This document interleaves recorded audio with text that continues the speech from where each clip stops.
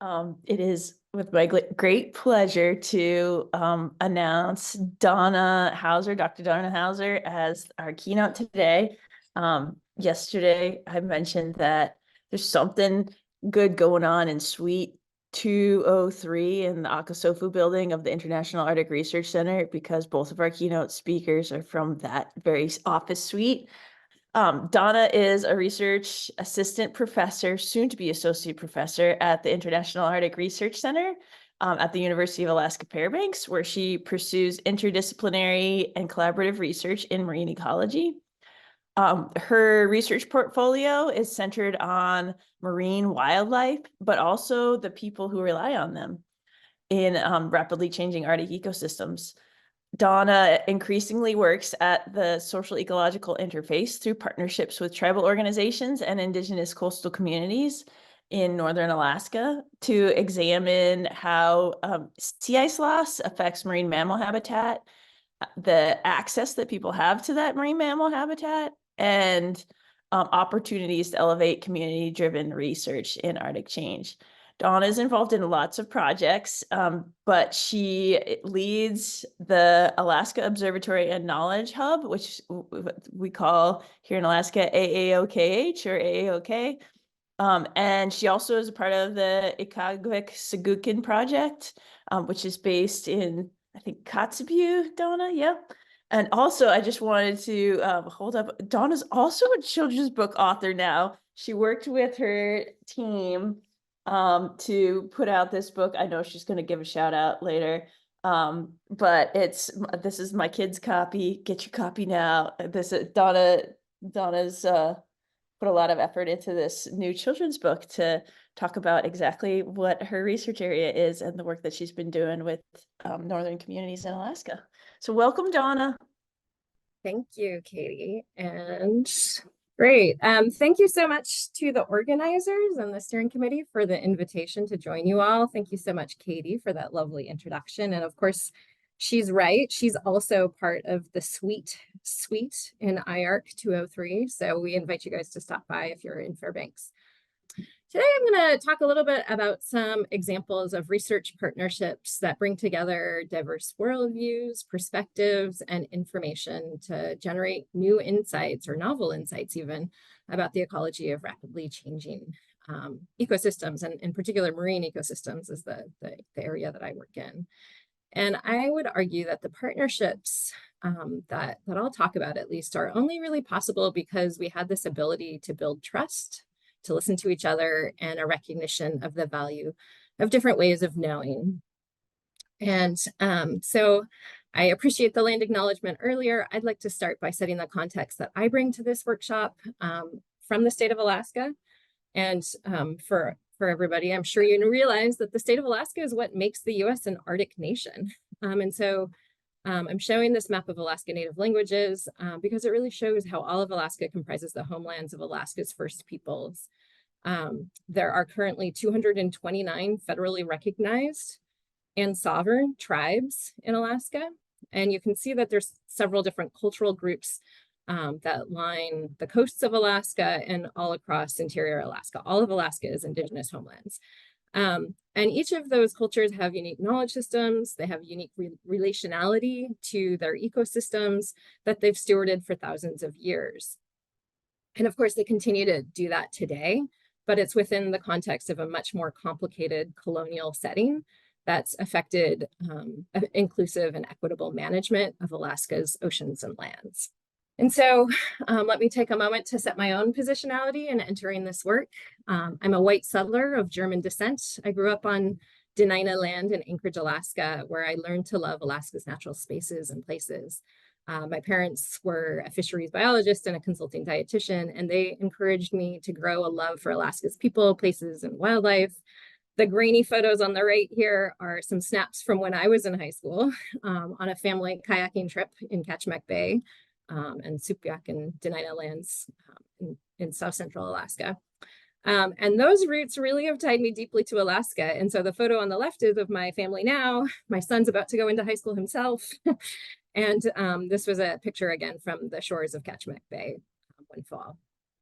So I've been fortunate to live, work, and raise my family on the homelands of the Lower Tanana Dene people in Fairbanks for about the last 10 years. UAF is located on a ridge that's called Truthyetta, and that's historically recognized as a place to dig the native potatoes, but also a place where people came together for thinking and for working together. And so I'm glad that this meeting is encouraging you to think about where the lands that you're living and working on and ways to give back as well.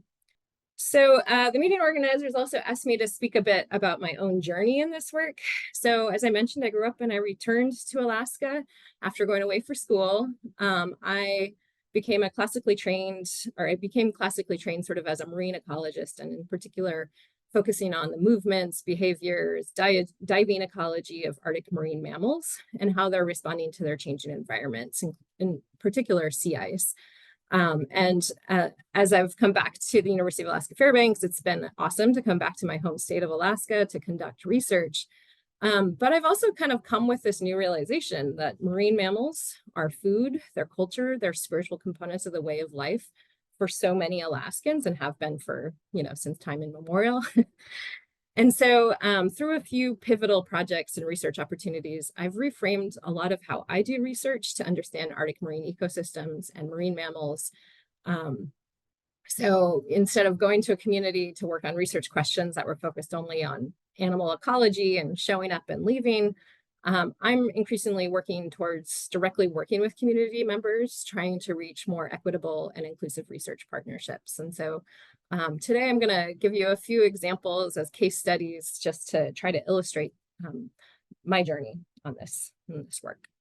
So let's start with an assumption that there's this need to transform the culture of academia, of science, and research. And so a few things in setting that assumption, right, is recognizing that mainstream academia and science has normalized and even privileged Western knowledge systems, and that's often come at the expense of other ways of knowing. I would argue that engaging Indigenous knowledge in research and in policy is imperative to our collective ability to solve the complex global challenges and problems that we find ourselves in right now. And there's been direction from the White House directly saying things like agencies should include Indigenous knowledge as an aspect of the best available science.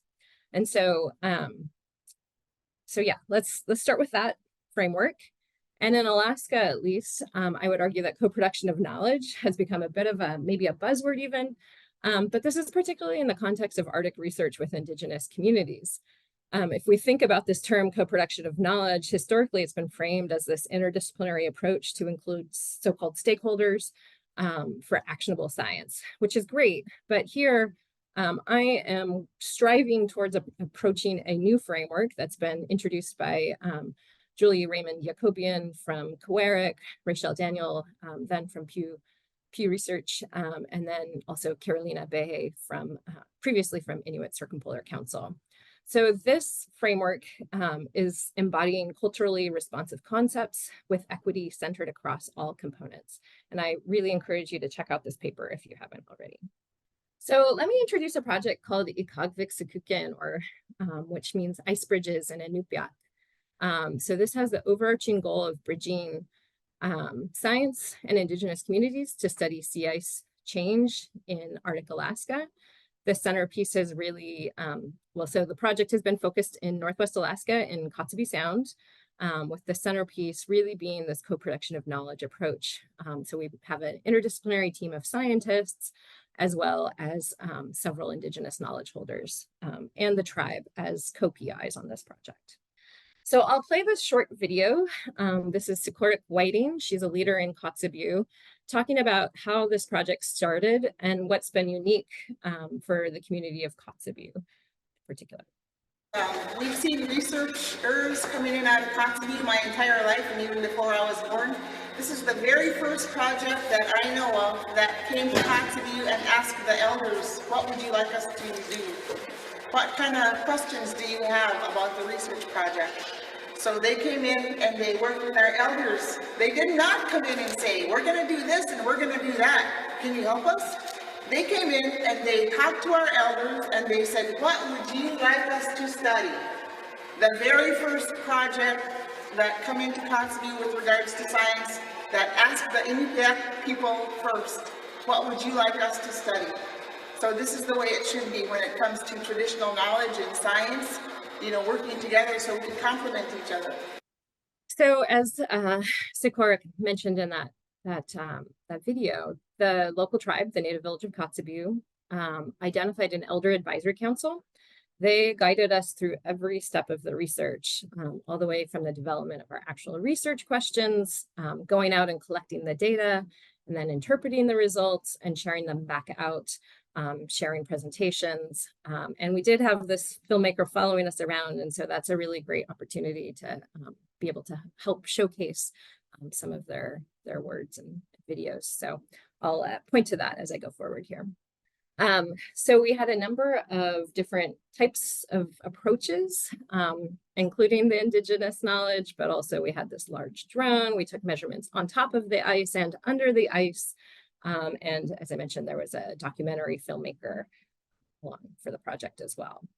So as the earlier video showed, we didn't come to Kotzebue as the scientific team armed with specific research questions, hypotheses, or objectives. We instead worked with Alex Whiting in particular from the Native Village of Kotzebue, and the tribe helped establish this Elder Advisory Council. During our first visit to Kotzebue, we met repeatedly with these elders. Our initial visits were focused on just getting to know each other and learning about the questions and concerns of the elders and hunters in the community related to sea ice change.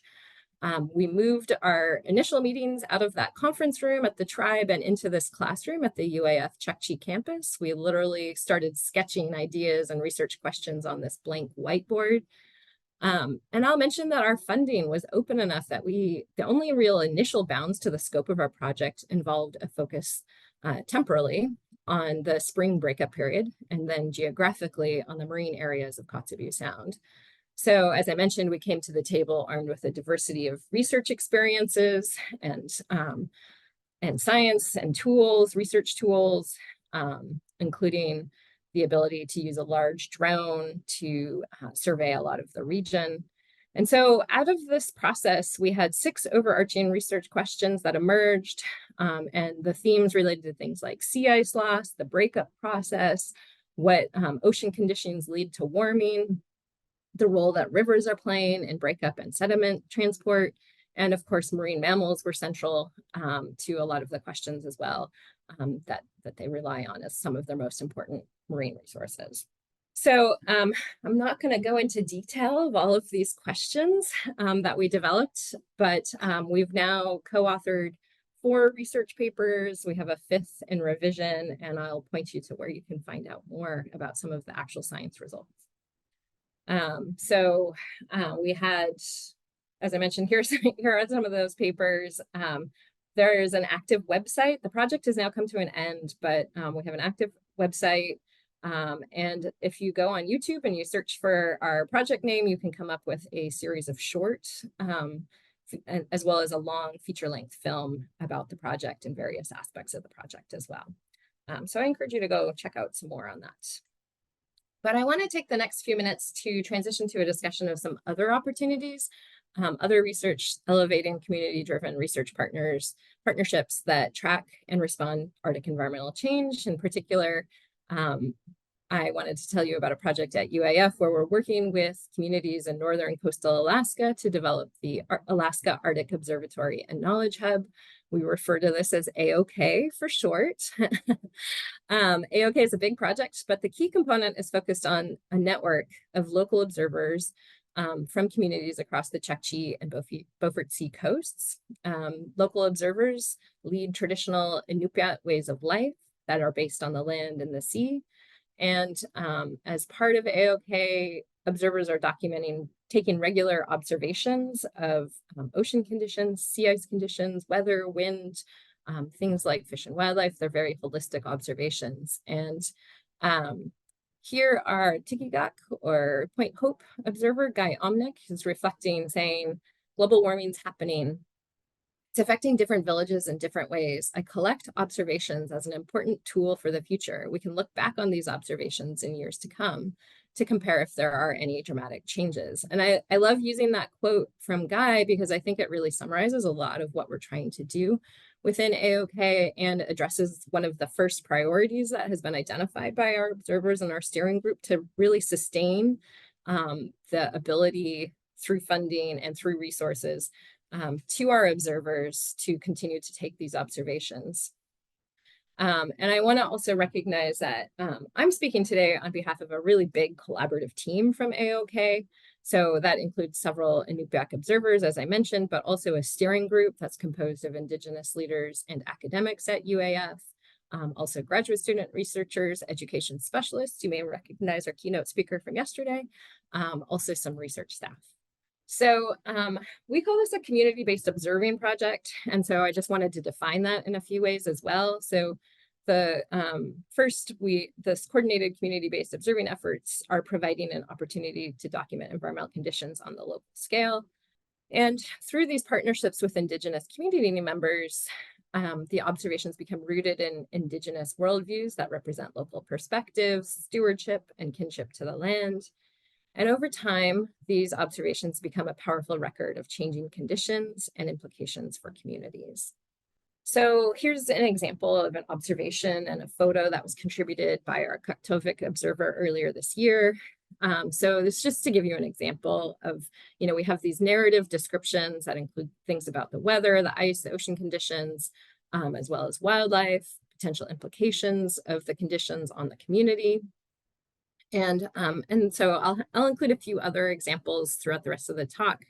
But notably, I just wanted to mention that AOK started in 2015. We're building on a framework of existing observations from a predecessor program that was called the Seasonal Ice Zone Observing Network, or SIZONet, which started in 2006. So in total, our combined database has over 10,000 local observations made by Indigenous observers that are stored within a database that is hosted by our partners at the Exchange for Local Observations and Knowledge of the Arctic, or ALOCA. Here also is an example of how we've worked to weave narrative observations from, in this case, Kotzebue, with oceanographic measurements that were taken by a handheld CTD instrument measured by Vince Schaefer in Kotzebue. So along the bottom row here, you can see that we have some observations and photos from from observers in the community of Kotzebue. And when we pair that with the scientific measurements, we can get a more complete picture of what's happening in the changing environment. So we get this more holistic understanding of what's happening and also what it means. So another priority of AOK is to make the observations useful and accessible for local planning and for resource use and management. There's been a recent push more broadly to engage with federal and state managers and policymakers. So here, observer Billy Adams from Utqiagvik says that he's learned a lot by working with federal agencies in the past. Want to work better. It's something that's within our sights, but we still have a long way to go. And he goes on to expand a little bit, saying, working with decision makers can be benefited when we have more people at the table. Many decision makers don't know our lifestyle, don't know what it's like to live in communities or to be Inupiat.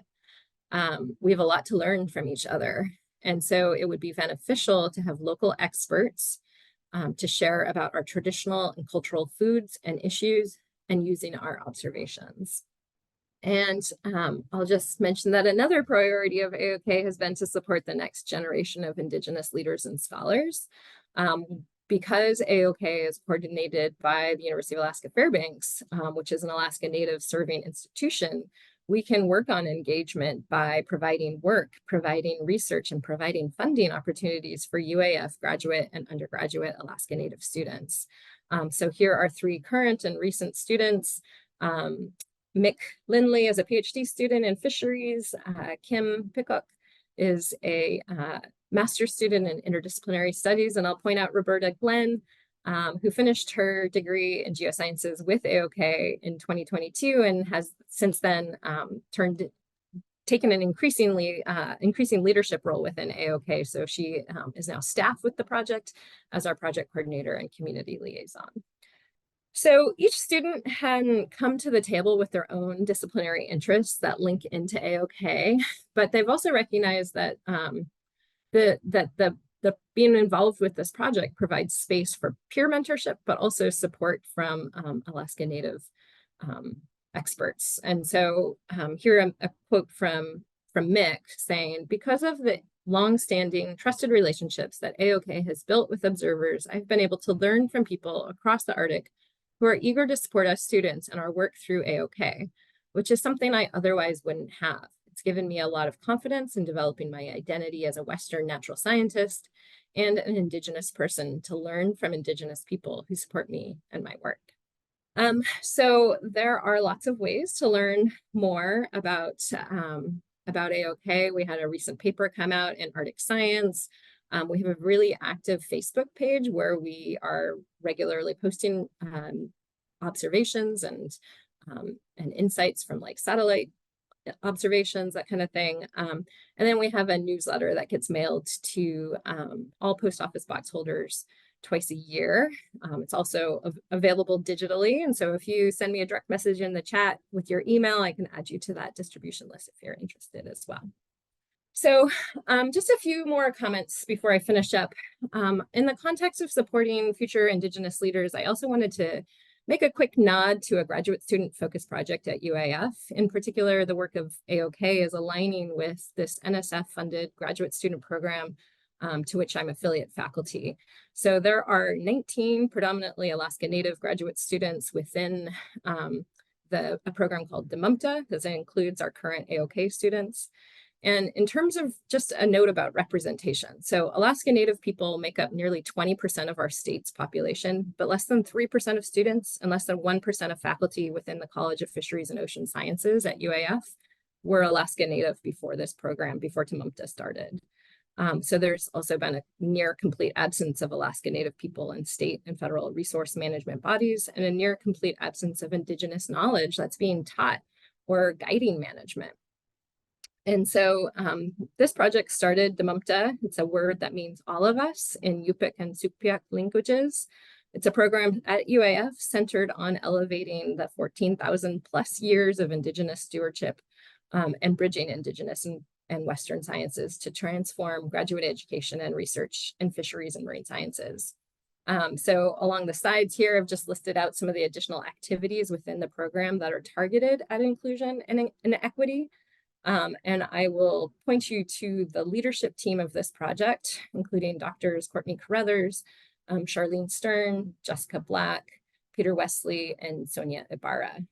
They would be great resources to learn more. And as Katie mentioned, yeah, I'm not trying to sell any books, but I wanted to mention this example of a different kind of product or outcome when we do these scientific collaborations in communities. So we have a new children's book that is, well, it's couched as a children's book, but really has a lot more to it. So we're weaving Indigenous knowledge by contributions from elders in Kotzebue. We're weaving in some sidebars on the science that's been done in collaboration with the Native village of Kotzebue for decades, and telling the story also about Nutchik, a ring seal pup who's growing up on the sea ice in Kotzebue Sound. So I've heard from my colleagues, my friends in Kotzebue, that this has been actually a product that came out of our scientific collaborations that's very meaningful. It's something that, you know, we can hand out to people in the community. All of the kids are getting it. It's actually getting distributed free copies around coastal Alaska. And so, you know, just a plug for like these other ways of communicating and giving back to communities as well. So I'm going to wrap up, but center us in the words of some of the elders from Kotzebue. Here, Cyrus Harris is talking about the importance of valuing different ways of knowing, how Indigenous people have been observing their environment since time immemorial. He says, Indigenous people from way back in the day, they've always studied the climate and the weather as a way of survival. It gives them an idea of what conditions are going to look like for harvesting in certain areas or for traveling. Bobby Schaefer is one of the AOK observers. He was also an elder for the Akagvik-Sakukun team. And Bobby really has a sense of urgency around climate change. He says, we can't shut our eyes to climate change. It's not going to go away. We have to change what we're doing. Otherwise, there's no hope. getting people to understand the importance of climate change, because we're talking about future generations that are going to live it. So he's, really hoping for advocacy around climate change action. And then another elder in Kotzebue, John Goodwin, said that we worked together as a team. It was not one-sided. It was not only from the science department with the Equitable. We worked with the locals and us elders, and by doing that, you get better results. And I really love this last sentence from John, that you get better results. I think he hits the nail on the head with that comment. For me personally, these projects have been transformational in how I approach my work in marine ecology. As I mentioned, as a marine mammal scientist working in Alaska, climate change has really visceral impacts. And we need all of the data and information that's available. And we need to embrace opportunities to work together with knowledge holders who are on the front lines of climate change. So I'd like to end by highlighting that research that originates with Indigenous knowledge, accounts for local values, also has the potential to lead to more inclusive, sustainable, and equitable outcomes in the face of rapid and accelerating climate change. So I will end there. Say teku kainapuk. Thank you. And if there's some time, I'd be happy to answer questions. There is some time, Donna, and we got a couple of good ones in the chat here. Ramy, just be ready. I'm coming to you to say yours out loud because it's a long one with some historical content. But we're gonna go to the one from Polar Educators International. Donna, did anything go wrong ever? Seems like it's perfect, right? Like, oh, it's so good and everything, and the results were better. Everybody felt happy. They were proud of the ways it went. Yeah. What went wrong? Let's get to the underbelly, Donna. No, I mean, I think that's an excellent question. I think that for the Ikagvik project, we were set up really well, but I think that, I'm able to reflect a little bit on like what I would have maybe done differently now than when I started some of this community engaged work. I feel like, I always came to this with like a genuine interest and, really wanting to build relationships, but also not understanding all of the historical context that we bring as, colonialists, as settlers to these areas. And so I made mistakes as I went along, and I'll just talk about my own personal journey, I guess. And I feel like I stumbled through it a little bit, and with the grace of my friends and colleagues and the elders who gently corrected me, or maybe even used some scolding, but like instead of being like turned off by that or stopping to do the work, I tried to listen and to learn. And so I think that like some of the things that I've learned is like, if you're going to start a new project in a community, do some research, do some of your own education about, do some cultural humility training, learn about racial equity, learn about the particular region and the people and the communities that you're working with. And then I would also say that I've learned a lot over time about sovereignty. So, when we approach communities, at least in Alaska, tribes, as I mentioned, there's 229 tribes, which is a really complicated landscape for researchers to come into. But also we need to recognize that those tribes are the ones that we should be working with when we're talking about working with communities first, and provide resources to support people to engage as well as share their knowledge and their research. So I don't know, I think certainly things went wrong, but I guess what I'll try to frame that more as like things that I've learned along the way. I like that, Donna. I like that. There's another question in the chat before Ramy's awesome question.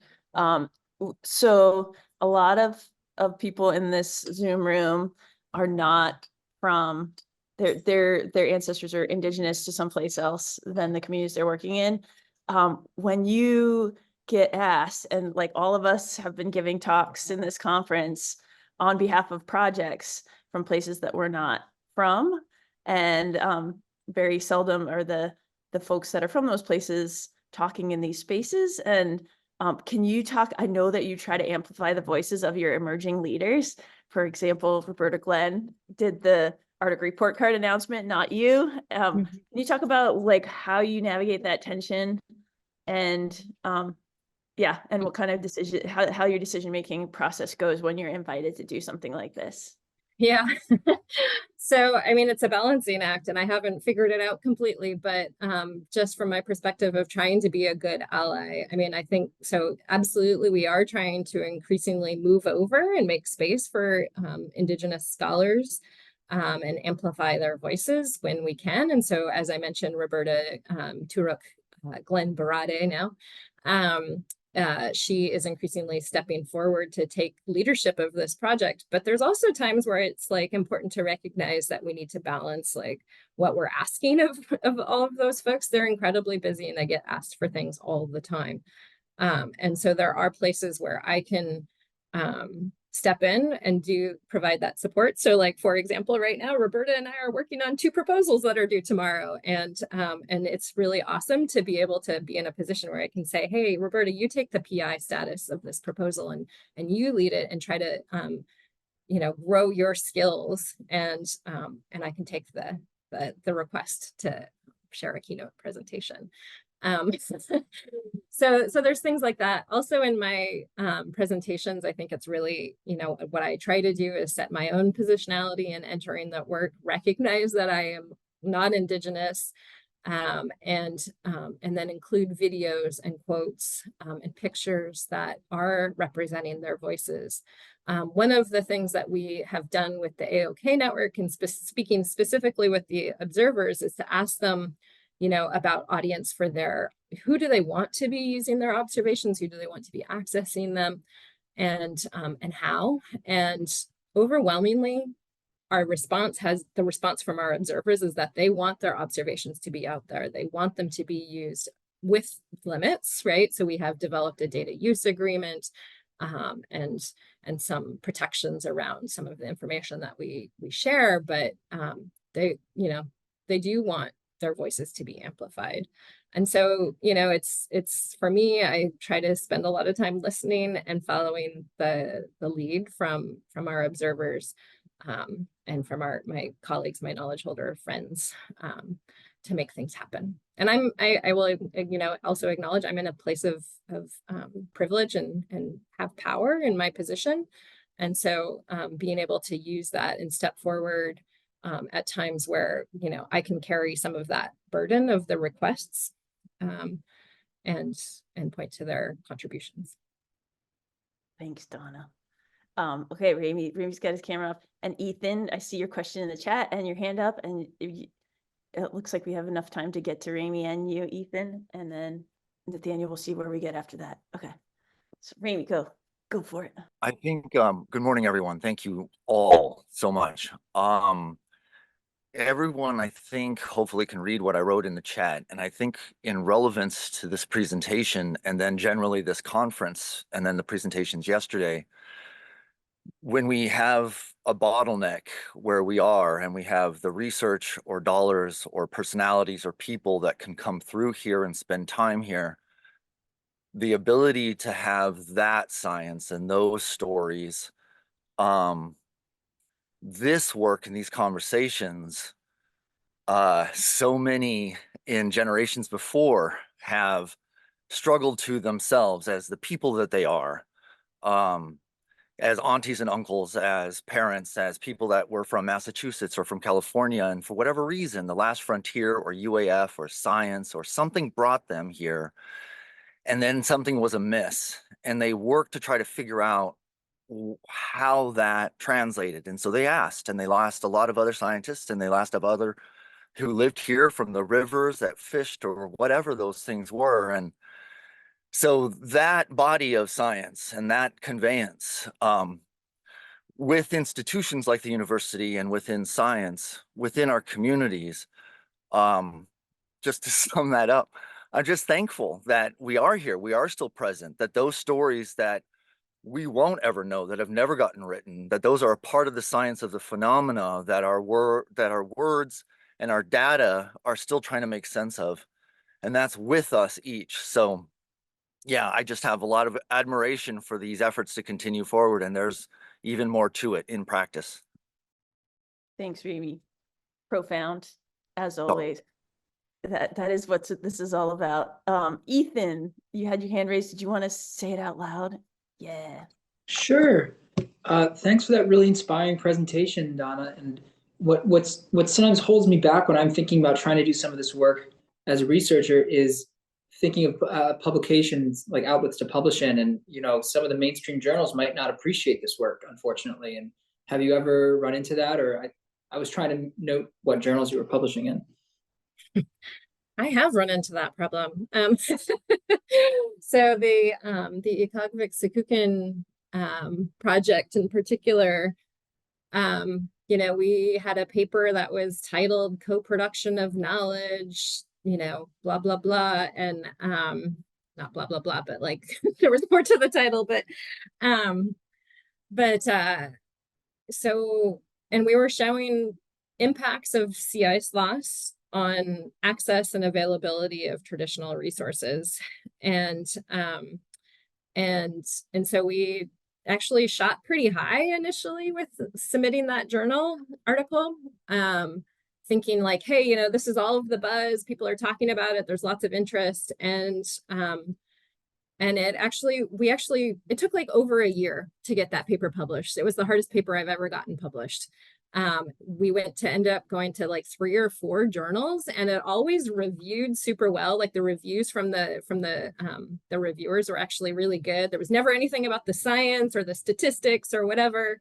What ended up being the challenge was like the journal editors often saying like, hey, this is interesting, but like not cutting edge science or that kind of thing. And so it took a little bit of time and persistence. In the case of the AOK paper that we recently published last year, we went to the journal Arctic Science, and that's a journal that's out of Canada. And I would, shout out to all the Canadian researchers that are doing really awesome collaborations with community members and having Inuit people like lead the research, right? So I think that there are some spaces that are opening up, and that's one journal I would point you towards.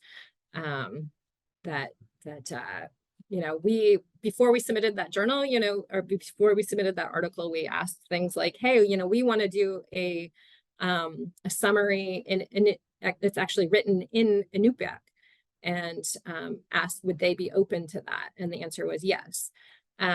We included co-authors, Indigenous co-authors in both cases, then Ikagvik, Sikukin, and AOK, but we included quotes and Inupiaq terminology and those sorts of things. And so they created the space for us to highlight some of that Indigenous knowledge. And so I will shout out to Arctic Science Journal. There you go, Ethan. There's your journal. Thank you so much, Donna. There are some more questions in the chat that look like you can answer via chatting back, and lots of love for you, Donna. Thank you for taking the time when you should be writing some proposals. Just joking. You and Roberta should be writing proposals.